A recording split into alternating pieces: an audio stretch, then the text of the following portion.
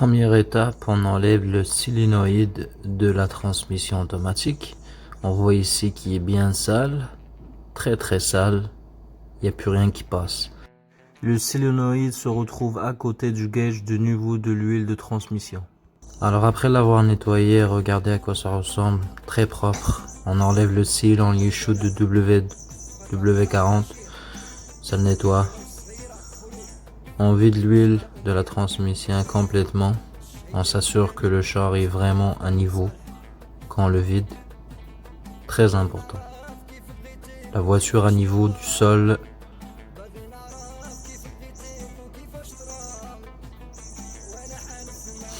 Et on ajoute de l'huile à transmission automatique de chez Honda. On prend pas de chance, on va là-bas.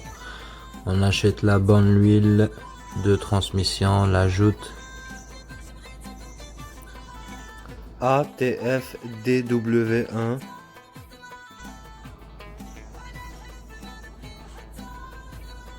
Ça a vraiment l'air d'une bonne qualité. Moi j'ai acheté 4 litres pour être sûr de pas en manquer. J'en ai ajouté 3,5.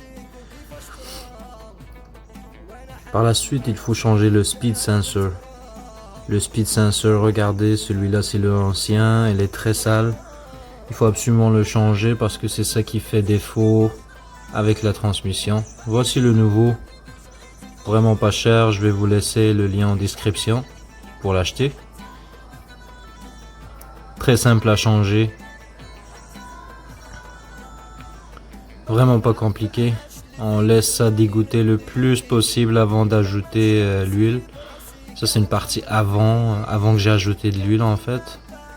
On regarde s'il manque pas de l'huile. Regardez, le speed sensor se retrouve juste en dessous de l'entrée d'air. Il faut enlever l'entrée d'air puis on va le voir tout de suite. Il ressemble à celui-ci. 2 boulons, 10 mm. On enlève ça. Voici le nouveau installé.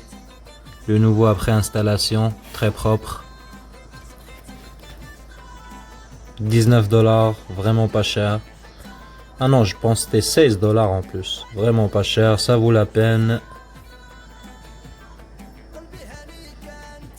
Et voilà le travail. On ramène tout en place et on essaie la voiture. On vérifie le niveau de l'huile de la transmission à la fin pour être sûr que tout est correct.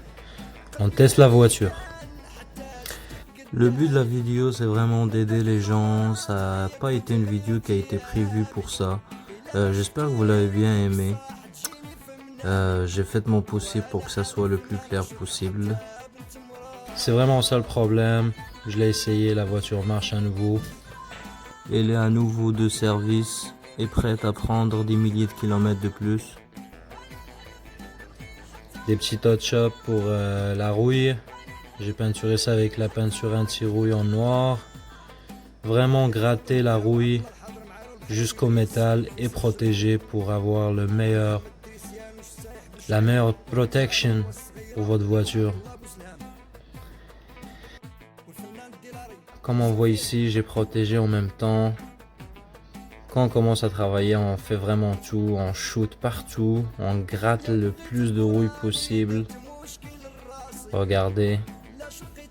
Toute la rouille que je vois à l'œil nu, je la shoot. J'essaie de shooter dans les petits trous. Regardez les petits trous.